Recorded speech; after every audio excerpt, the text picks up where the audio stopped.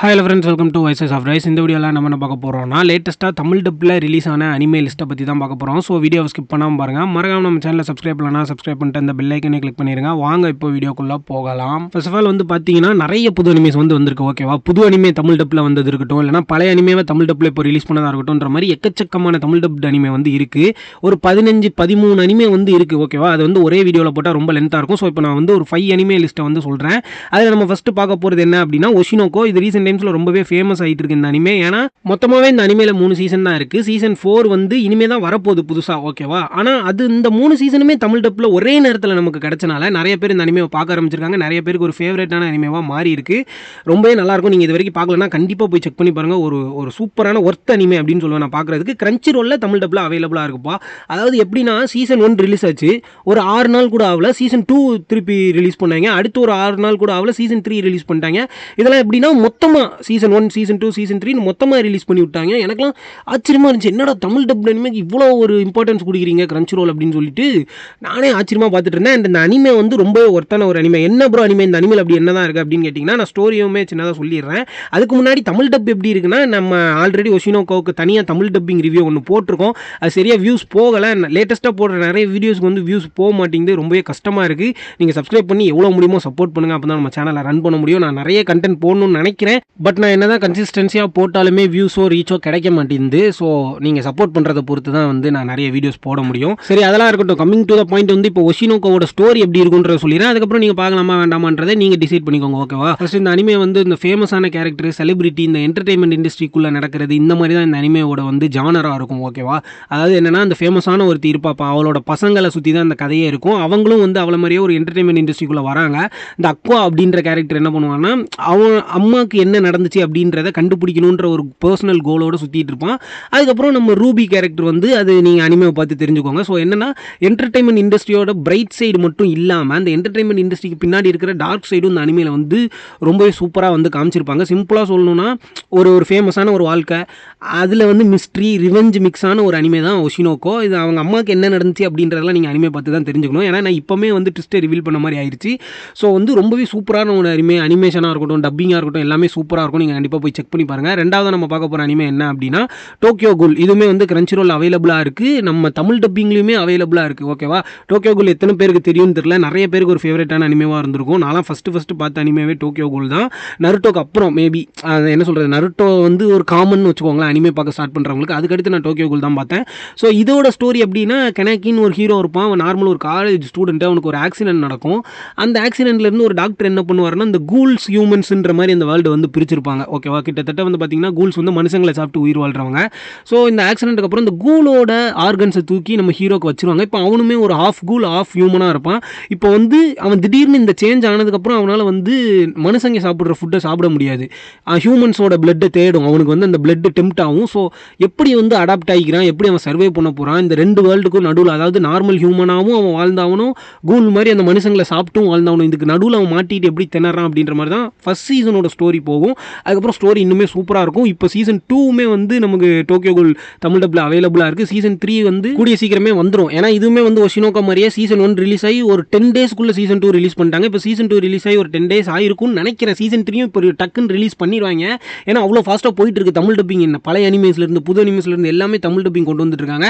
நீங்கள் வந்து ஒஷினோக்கோ ஃபஸ்ட்டு பார்க்குறீங்களோ இல்லையோ, ஆனால் டோக்கியோ கூலை கண்டிப்பாக பாருங்கள். மஸ்ட் வாட்ச் கேட்டகிரியில் நான் இந்த 5ல் சொல்கிறது டோக்கியோ கூலாக தான் இருக்கும். ஏன்னா அவ்வளோ ப்ரூட்டாலிட்டியாக இருக்கட்டும், ஒரு என்ன சொல்கிறது, ஒரு நாஸ்டாலஜியான ஒரு வைபோடு சேர்த்து ஒரு டார்க்கான அனிமே பார்த்தா அப்படி இருக்கும், தூக்கமே வராத மாதிரி ரொம்பவே கோரா எடுத்திருப்பாங்க. ரொம்ப சூப்பராக இருக்கும். தமிழ் டப் நான் பார்த்தேன். நம்ம தமிழ் டப்பிங் ரிவ்யூ வேறு கொடுத்துருக்கோம். பார்க்கலாம், ஐ பட்டனில் லிங்க் கொடுக்குறேன், கண்டிப்பாக போய் செக் பண்ணி பாருங்கள்.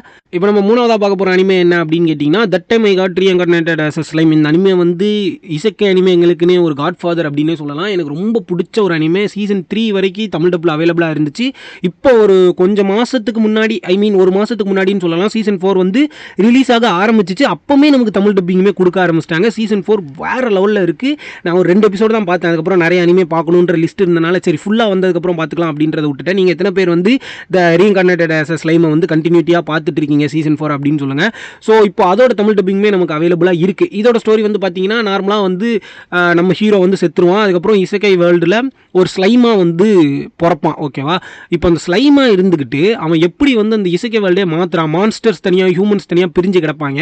இவன் மான்ஸ்டர்ஸுக்குனே ஒரு வேர்ல்டு, அது என்ன சொல்கிறது, ஒரு கண்ட்ரியவே பில்ட் பண்ணி அந்தளவுக்கு ஒரு இன்ஃப்ளூயன்ஸ் பண்ணி, எப்படி சொல்கிறது, கிட்டத்தட்ட பயங்கரமாக பிரம்மாண்டமாக நம்மளால் யோசிச்சே பார்க்க முடியாத அளவுக்கு கொண்டு போவாங்க. அதாவது அவனை பார்த்து அந்த இசைக்கே வேர்ல்டில் இருக்க எல்லா நாடும் பயப்படுற அளவுக்கு ஒரு கண்ட்ரியவே கிரியேட் பண்ணியிருப்பான். இதுதான் இந்த சீசன் 3 வரைக்கும் நடந்த கதை. இதுக்கப்புறம் என்ன நடக்க போகுதுன்னு எனக்கே தெரியல. 2 எபிசோட் தான் நான் பார்த்துருக்கேன் சீசன் 4ல். ஸோ அனிமேவை பற்றி எந்த குறையுமே கிடையாது. நீங்கள் வந்து கண்டிப்பாக இந்த அனிமே வந்து பார்த்தே ஆகணும். நீங்கள் அனிமே வாட்சராக இருந்தால் வாழ்க்கையில் ஒரு வாட்டியாவது பார்க்கக்கூடிய ஒரு அனிமே லிஸ்ட்டில் இதை நான் வந்து சொல்லுவேன். ஸோ இதோட சீசன் 4 வந்து தமிழ் டப்பில் அவைலபிளாக இருக்குது. இன்னும் முடியலை, சீசன் 4 வந்துகிட்டே இருக்குது. கிரன்ச்சிரோல் அவைலபிளாக இருக்குது. கண்டிப்பாக போய் செக் பண்ணி பாருங்கள். 4வது நம்ம பார்க்க போகிற அனிமே வந்து டாம் ரைடர் கிங். இந்த அனிமையோட தமிழ் டப் ரிவ்யூ நம்ம போடலை, நம்ம வந்து நார்மல் ரிவ்யூ போட்டிருக்கோம். பார்க்கலன்னா ஐ பட்டனில் லிங்க் கொடுக்குறேன், மறக்காம போய் செக் பண்ணி பாருங்கள். அதாவது வந்து என்னன்னா, கிரன்ச்சிரோலில் தமிழ் டப்பில் இப்போ அவைலபிளாக இருக்குது. அதாவது ஃபஸ்ட் எபிசோட் வரும்போது நமக்கு தமிழ் டப் விடலப்பா. அடுத்து ஒரு 2வது எபிசோட் 3வது எபிசோட் வரும்போது ஃபஸ்ட் எபிசோட் செகண்ட் எபிசோட் அப்படி தமிழ் டப்லேயே அப்படியே கண்டினியூ பண்ண ஆரம்பிச்சிட்டாங்க. தமிழ் டப்பிங் நல்லா இருக்குது. ஆனால் இந்த டாம் ரைடர் கிங் அனிமேயோட சஜஷன் வந்து எனக்கு கேட்டிங்கன்னா கிட்டத்தட்ட சோலோ லெவலிங் மாதிரியே தான் இருக்கும். கதை அந்த வேர்ல்ட் பில்டிங் வேணால் மேபி அந்த வேர்ல்ட் பில்டிங் மீன்ஸ் அந்த உலகம் அவங்க சொல்கிற அந்த ரூல்ஸ் அண்ட் ரெகுலேஷன்ஸ்லாம் கொஞ்சம் டிஃப்ரெண்ட் ஆகுது. பட் ஒரு 80% சோலோ லெவலிங் தான்.